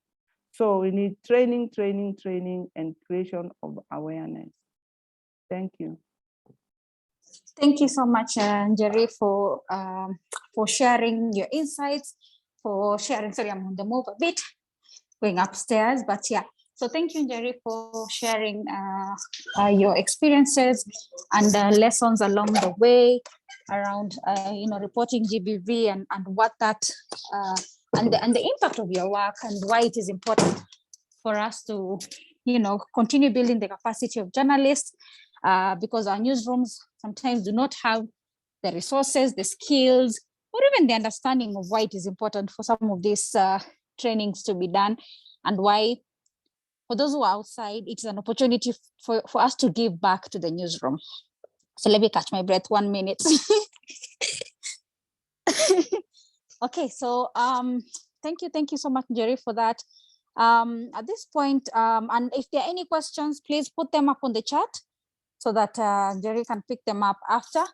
Jerry, you can also share. I think someone asked on the chat for a link to the story. So maybe when you have a moment, you can share that and the updates that happened with the arrest of the rapists. Oh, yes, I will. Yeah, thank you. So at this point, I would want to rope in Nicole. Is Nicole with us? Yes, hi, here I am. Hi, Nicole, how are you? I'm good, thank you. Just 1 second. Okay. As you can tell, some of us are not very fit. I just went up a flight of stairs and I'm almost choking, but I'm here now. I promise I'll work out a bit more. So hi, Nicole. Hi, how are you? I'm just trying to put my camera on. You could just give me a minute. I don't know why my phone is acting crazy. Okay, we can see you. Yes, we can see you. So take it away. Yeah, introduce yourself and your experience around GBV reporting. Yeah, and then I'll ask the last 2 questions. Okay. So hi everyone. First of all, can I just say I'm so honored to be here speaking with all of you and listening to what everybody has to say. So my name is Nicole, like I said. I used to be a checkpoint writer at Standard Media. So a lot of gender data-driven stories is mine and Rose's background. Recently, we decided to write a book about gender-based violence.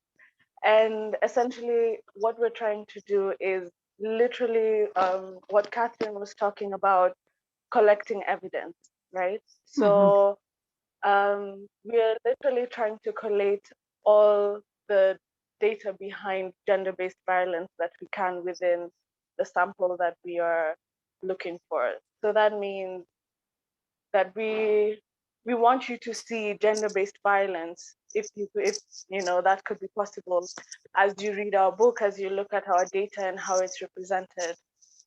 So in terms of problems that we're facing with finding this data and everything around that, we're finding a lot of mistrust with victims, because considering the type of trauma that some of these victims have gone through, it's so hard for them to just be like, yeah, I'll tell you, a stranger, my story, and that also comes from multi-agency distrust. They've maybe gone to police and their story wasn't heard, or they went to places where they weren't believed for whatever reason. And so you can understand the distrust they have with maybe us, because of what they've been through. It also comes down to how, 1 second, I've written some notes. How Catherine was talking about policy and the framework behind how we treat such victims. I think even as much as the policy has changed, or changes, we have an issue of implementation as well. Because as much as the framework might support the victim, what about the police officer you find? What about the health worker you find? You know what I mean?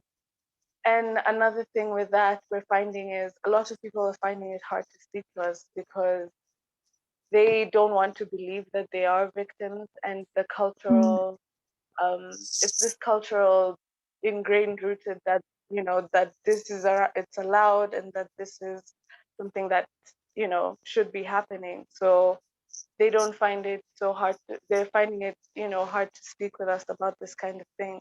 Also, you have them still living with their abusers, so they're finding it hard to speak out because they are still within the situation and it's ongoing. So those are some of the struggles we've been facing at the moment. And how then do you think you know you and you've alluded to this, how you're trying to collect all that evidence, because then what gets measured gets done. So that's one of the ways I would think you're trying to break the bias in gender-based reporting, where you tell the stories of the survivors with as much power and dignity as possible. How else do you think we can break the bias, in gender-based violence reporting in a way that makes the issue as prominent and as important as it should be? I think as journalists, I think the first thing that we should be putting into account is making sure that as you speak to them, that these victims feel that they're in a safe space, that what they're doing is matters and is helping the next victim. And, making sure that this ends somehow. And I mean, because we've been using the handbook since we started our project, it's this idea of a victim-based approach, of coming from a humanitarian place, making these victims feel like this is a place where your story will be heard in a way that is dignified to you and your story. Okay. And sorry. Go ahead. Sorry, I was saying we had been looking at sort of the narrative of how, GBV has been reported recently and in recent times, especially if you look at who's reporting and what the context behind their reporting is. We found instances of sort of implied victim blaming, or, sort of the narrative that is justifying the violence and that sort of thing. So we're trying to remove that type of narrative from this project. Okay. And there's something that listening to you, you think about, the glossary. How do we refer to? Do we call the subjects, the victim? Do we call them survivors? And I'm sure Cosette will probably allude to this one. Yeah, we'll probably allude to this as the guidebook author. So thank you so much, Nicole, and I wish you guys all the best in your project. Let us know how it goes. I mean, it's good that you're collecting the evidence. Let us see, once it's ready, please share with us. I mean, this is a network of advocates, keen on GBV reporting, so I'm sure that would also add into our knowledge base as well. So I want to bring in your co-author, Rose Kwamboka, to speak a little bit, to add on to what you probably haven't mentioned, and also Rose, for you to mention your own experience reporting on GBV. Rose, are you with us?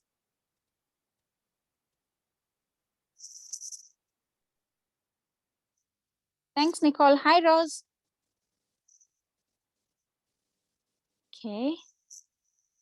I don't know if Rose is with us. As we wait for Rose to reconnect or to find us, I would want to bring in Cosette. And I know Cosette has been referenced from the beginning, in the middle, and now here is her moment for her to talk about the handbook, the thinking behind it. And also, hi, Cosette, are you here?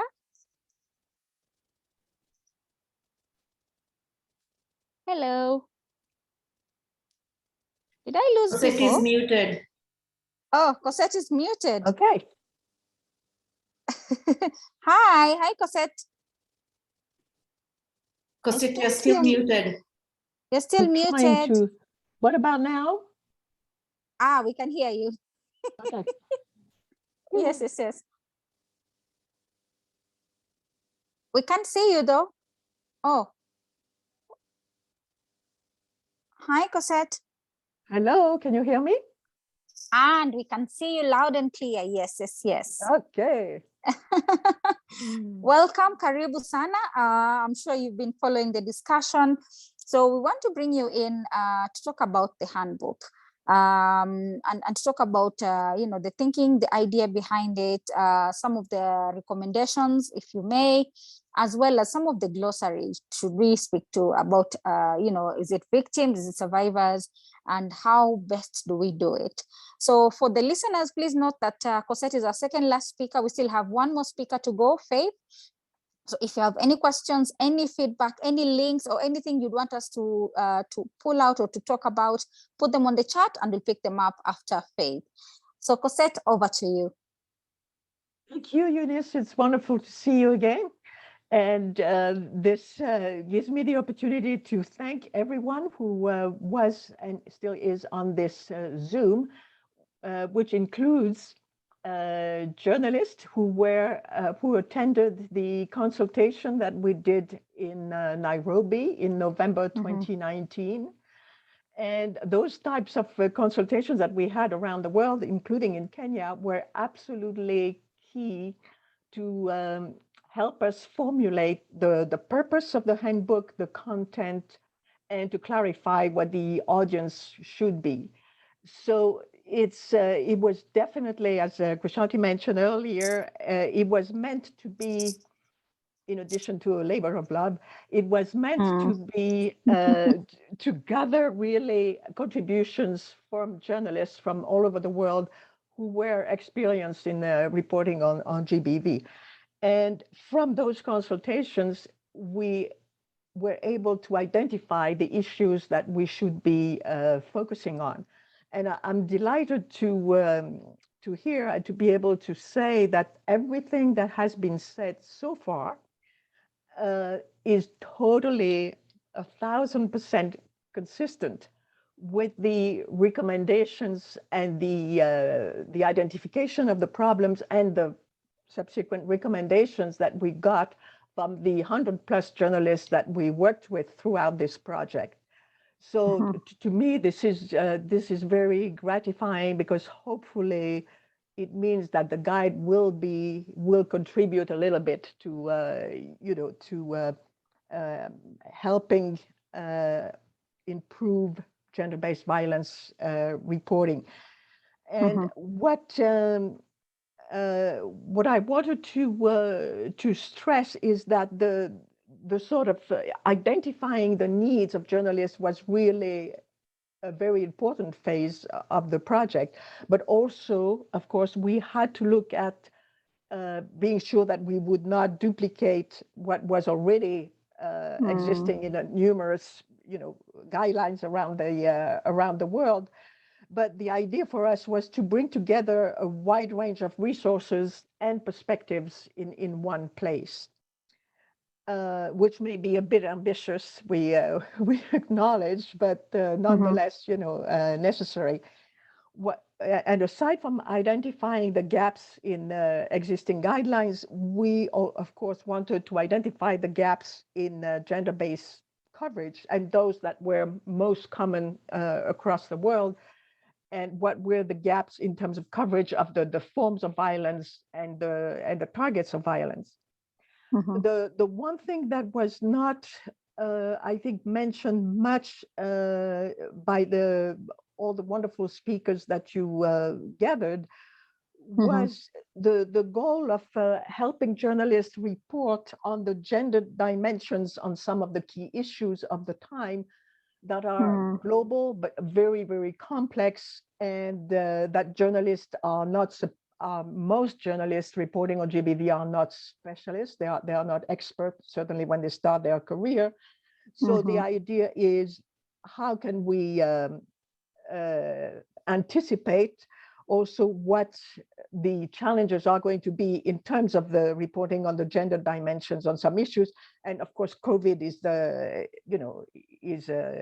an obvious example. And luckily, from the beginning of the pandemic, a lot has been written about that, about how COVID has exposed many forms of gender-based violence that have been exacerbated during the pandemic and still are.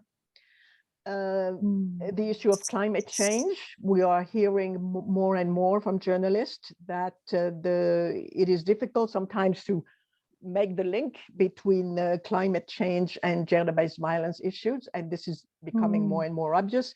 I just want to give an example that last week I interviewed a women's rights advocate in on the island state of Vanuatu, who was had been campaigning during the 16 days campaign.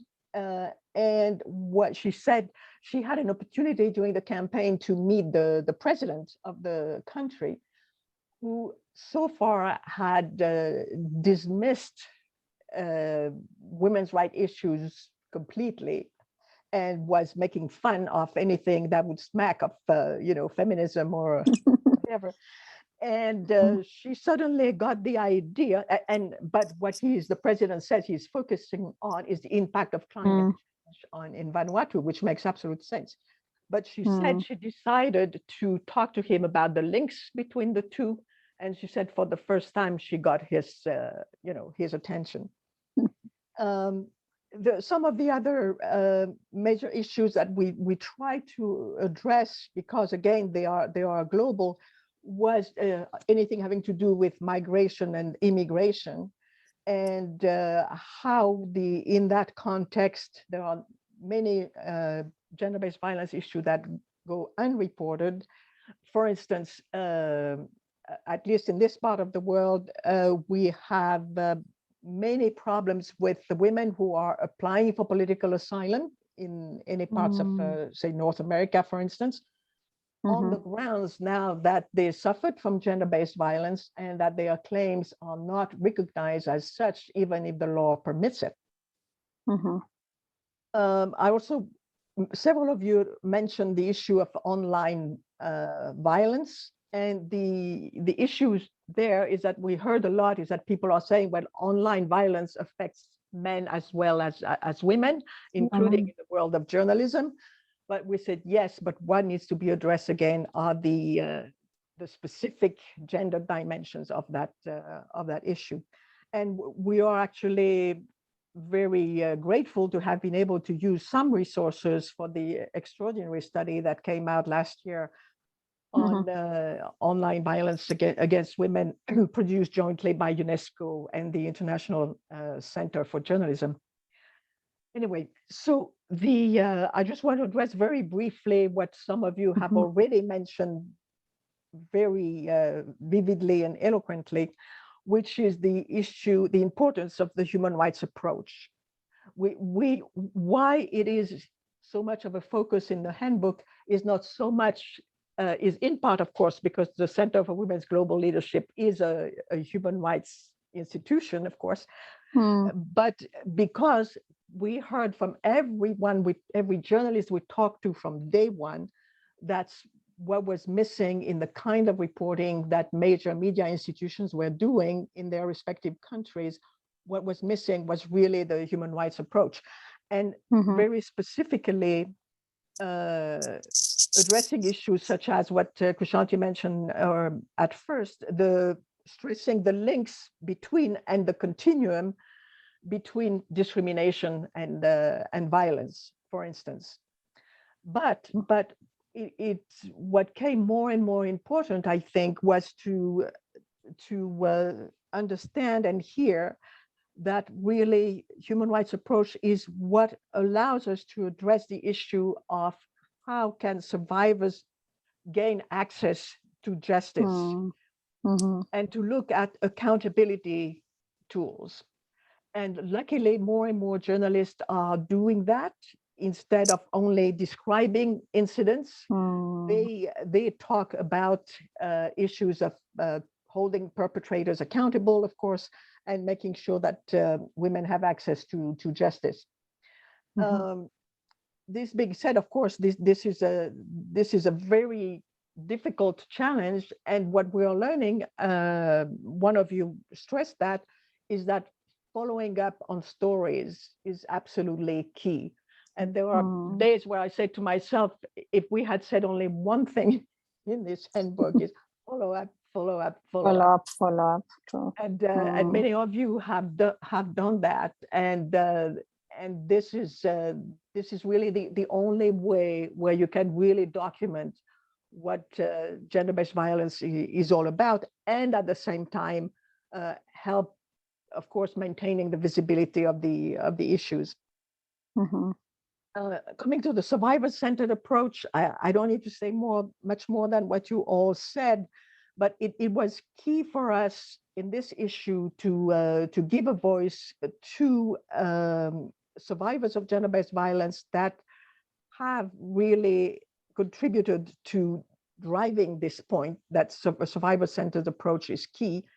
And for instance, referring to the situation of the genocidal attacks against Yazidi women that we feature in the book, both the word of Sherizan Minwala, who was really the first one to do evidence-based research on what is it that survivors really would like to hear when they are interviewed, and not just by journalists, but researchers and whoever else. What do they want to communicate? What do they want the world to hear?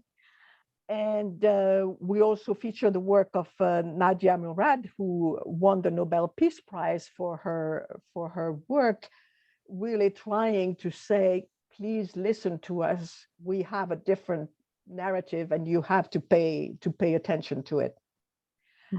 Now, coming to the issue, the link between both human rights and the survivor-centered approach, I'm making now the link to the terminology issue that you just raised.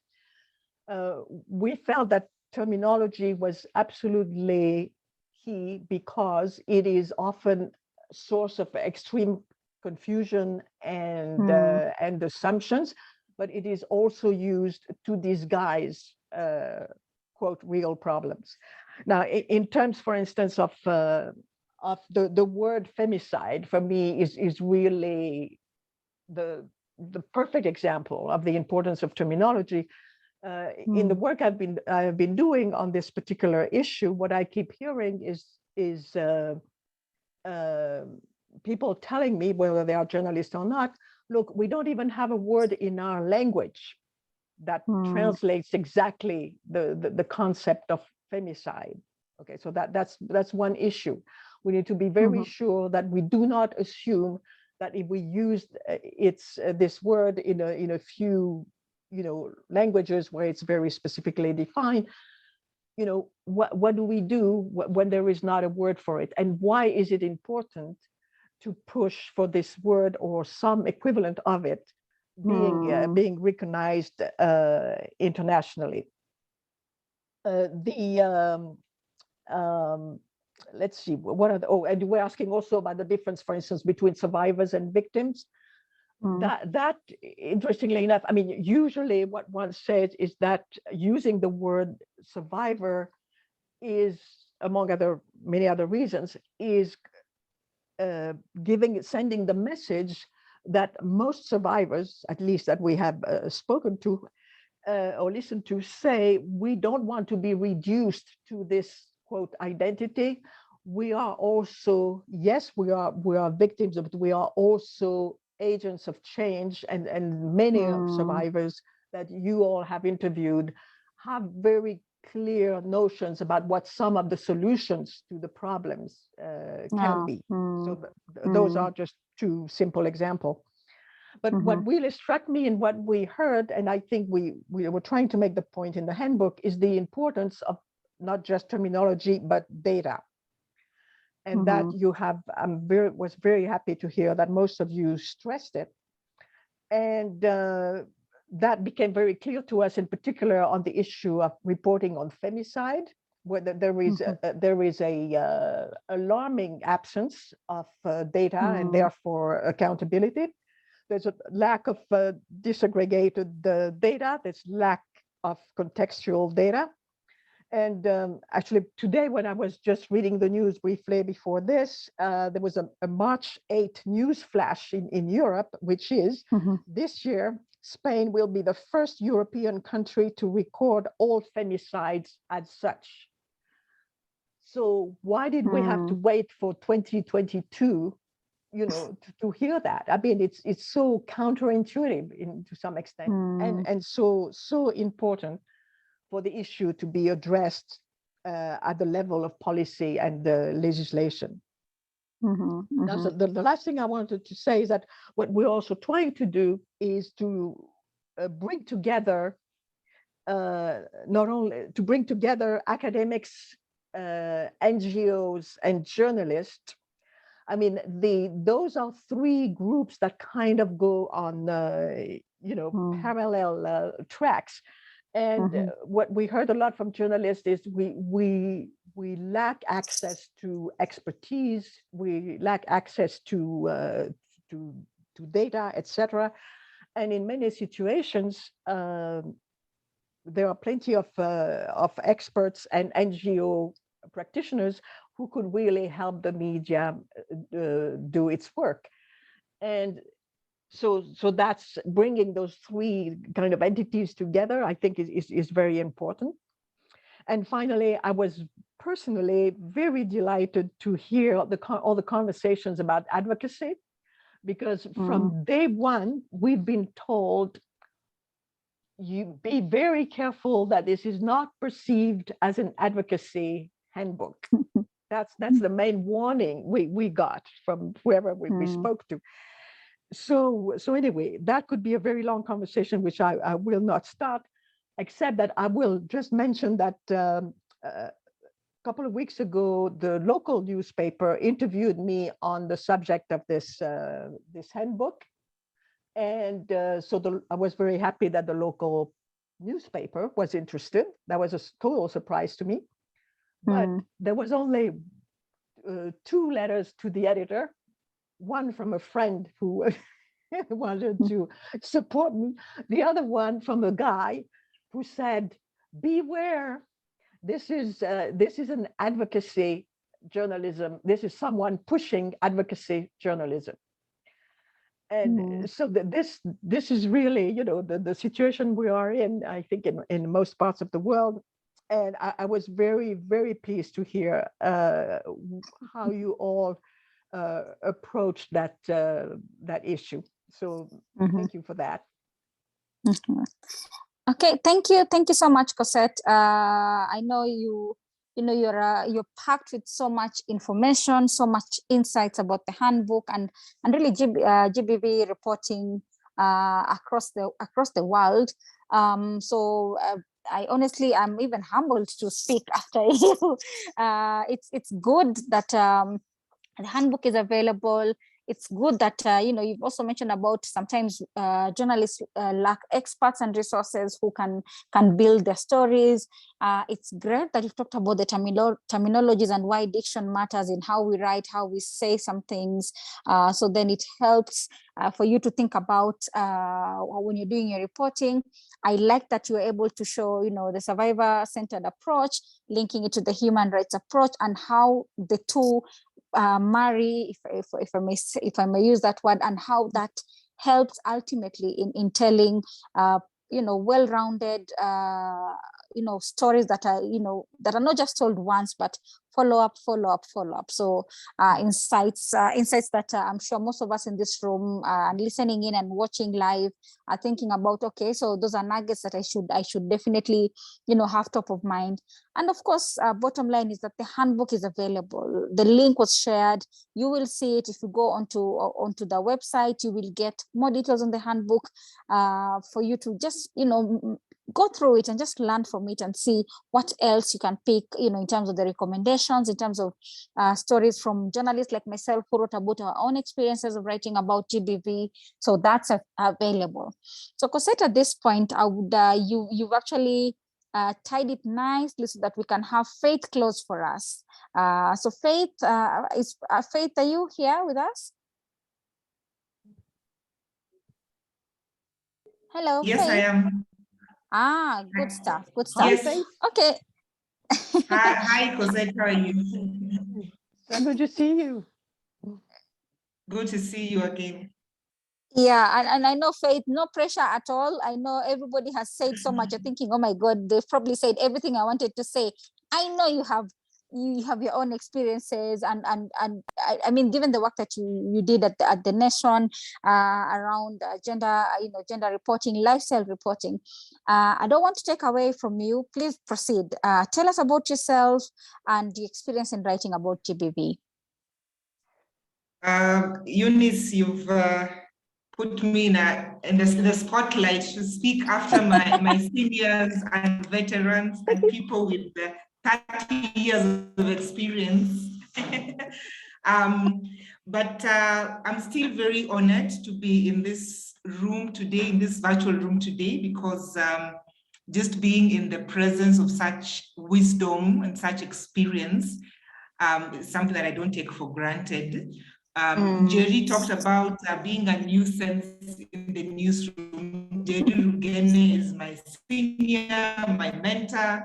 I call her my mother sometimes because we watched how she would fight for space for women, how she'd fight for stories, and that really inspired us to keep at it even after she left. One of the things that I've come to appreciate in the last 9 years of practice, I practiced for 6 years as a sub-editor and the last 3 years as an editor. One of the things I learned to appreciate about journalism in general is just the level of desensitization that journalists have, both male and female, on things to do with violence. So even GBV falls in that category of anything to do with violence. The journalist would just take it as any other story, all in a day's work. And when it happened to me about 2 years ago, when I was involved in a carjacking and kidnapping incident, and hardly 2 hours after, bosses actually wanted to send a reporter to me to cover my story about the violence. I was so traumatized and so heartbroken for myself and for any other person who had been a victim of carjacking or violence, being robbed at gunpoint, and how much we shove mics and recorders in their faces without really thinking about what that does to the person who has been affected. So when I became that person 2 years ago, I just realized how much even I had been getting the human. And that's why I think I was very excited when everyone spoke about a human rights-centered approach to it, as opposed to just it being labeled like a woman's issue, as it has been in the newsroom. So one of the other experiences that I think speaks to the launch of the handbook today is that when I started covering gender stories, it was more out of anger than anything else. I used to feel so angry and so affected by the headlines that I would see, by the reporting that I would see in the newspapers. And one day I penned a very angry opinion column, and I was speaking against violence that had affected a lady called Sharon Obado, who had an affair with a very high-ranking government official.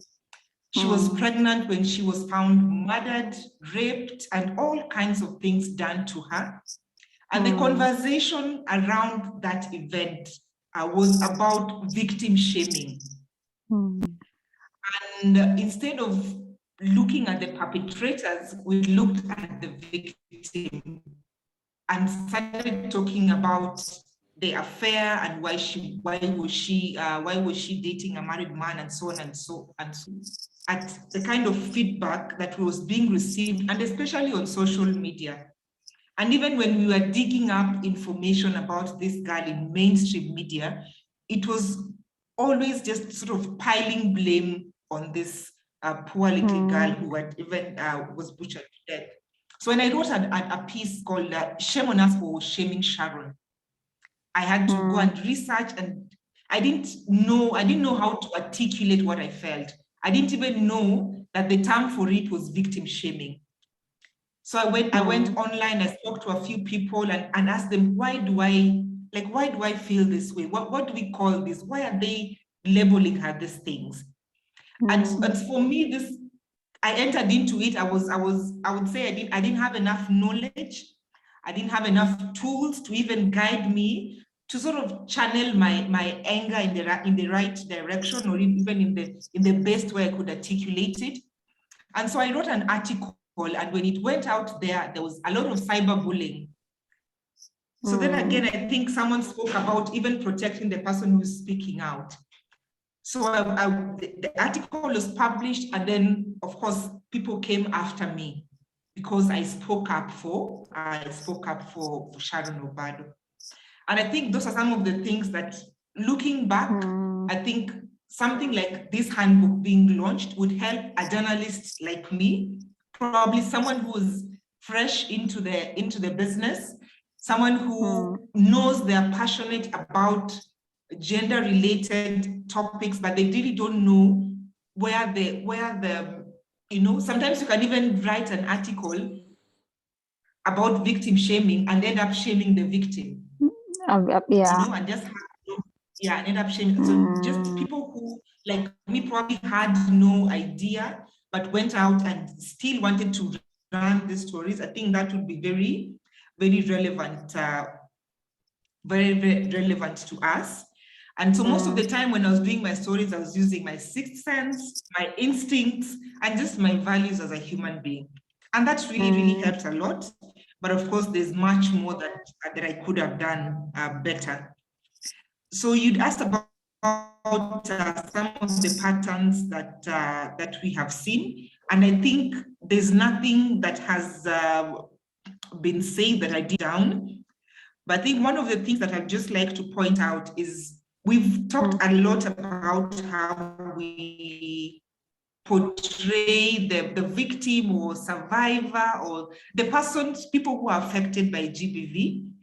But there's also a trend that I noticed in my years of working at Nation, where we sort of lionize the perpetrator, where we say, oh, he was such a good man, he was such a quiet man, this girl took his money, this girl was bad. So I don't know what that is called, because I know when we shame the victim, then it's victim shaming.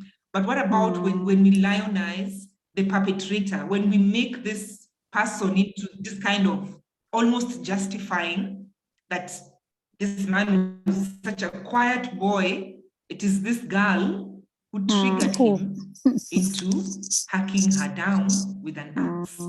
And this is a question I would just like to throw back to Cosette and anyone else. How are you treating that in the handbook? And I think that's it. There's nothing else I could say that hasn't been said in the room. And I look forward to digging into the handbook. Yeah. Sorry, I think just one thing about language, and I'm so glad that it came up a couple of times in terms of the language that we use, even the terms that we use to address GBV. So one of the things that I know for sure is that women in low-income areas and with probably limited education would not really call GBV. I know that GBV is a term that is sort of accepted and used by middle class, educated, and probably newsrooms. And yet we know that this information should trickle down to that level of that woman who probably dropped out of high school and has no idea what this GBV acronym stands for. And I'm glad when I heard that information is going to trickle down to the very to such people. But I've often felt that is one of the things that I have struggled with myself, even as a journalist, because even if you asked me today, what is GBV in Kiswahili, I wouldn't know what to say. If you asked me in my local language, I wouldn't know what to say, yet I know it's GBV. And probably the person who's most affected, who's that woman probably down there, would also not know how to articulate what GBV is. And I wonder what can be done about that. Wow. Thank you, Faith. Thank you so much for tying all the conversation nicely, raising important discussions. How do we speak in languages and in words that the people who the survivors and the people who are most vulnerable to GBV get to understand. So that's a challenge really to Kasich and team. Do we want to take it further, handbook 2.0, and come up with translated versions? That's a challenge also for Judy Amwick, for Catherine Gisheru, for Njeri, and other seniors in this field. Do we want them to unpack it further to Kiswahili, our language, and more so because Kenya is going into general elections in August, and where cases of gender-based violence, they skyrocket, because this is the time where there's lawlessness.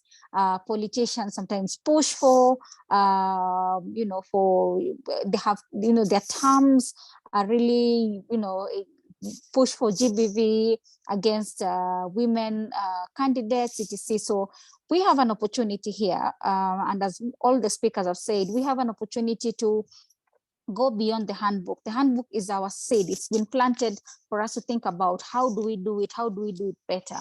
And then now it's for us to localize it and say, how then do we take it forward? The follow-up that Kasich mentioned, so that we're not just doing incidentals, as Catherine had mentioned. We're doing, it's not, we do the day 2, we follow up with our stories. So we have, the opportunities are limitless. And I see also an opportunity for all of us in this room to network and to find creative ways to collaborate. And I think this is something that, was it Krishanti or Lisa had mentioned about how do we get creative in telling some of these GBV stories in a way that resonate and stay top of mind for our audiences. I mean, it's been 2 hours of us talking, 2 hours of us sharing on such an auspicious day as the International Day, International Women's Day. Truly humbled to have hosted all of you, truly humbled to have learned from all of us, very exciting of the opportunities that lie ahead with the handbook. This is just the Kenyan edition, and this applies to every other journalist, every journalist anywhere, everywhere. So I think my takeaway lessons for all of us is, let's continue doing this work, because again, as advocates, we cannot stop. Let's stay ambitious for a world that's free of GBV, a world that is, a peaceful, better world. Let us stay committed to, telling survivor-centered stories. Let us stay committed in putting human rights at the center of all that we do. And I mean, there are so many lessons that I would want to make reference to everyone who spoke today. I mean, I'm lost for words at this point. I've heard so much. And I think this is just the beginning. Let's continue this conversation offline, online. Let's reach out to the networks that have been represented. And I mean, we now have each other's email addresses. Let's continue this conversation. Let's touch base in a month's time and say, okay, so you said something interesting about this and this. Is it something we could follow up and we could work together on this? I would be more than happy to know that other people who are not in this conversation will know about this from what we do as follow-up, because let's not just say let's follow up for other people, let's also do it for ourselves. Once more, I would want to thank Kathy for getting the balls rolling around this. It was just an idea. We were like, can we do this? And happy that we're actually doing this now. Thank you to everyone for your time, for your dedication. This session was recorded, so if you need to share it with your networks, you can always share the link with other people. The networks, please, let's not stop talking. Whatever Lisa is doing in Sierra Leone, we can pick lessons for our own countries. Thank you, all of you. Thank you for creating time. I don't have anything else to say, so I'll think I can hand over to Kathy to close.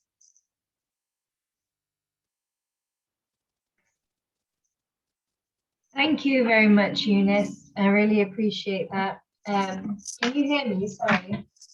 Very well, yes. Okay. I just want to say at the end, if anybody needs more copies of the guide as an educational tool, please get in touch with me and we can organize that. We can send them over. Thank you very, very much. Okay. Thank you, everyone. I guess once more, happy International Women's Day. Have an awesome week and, a great month.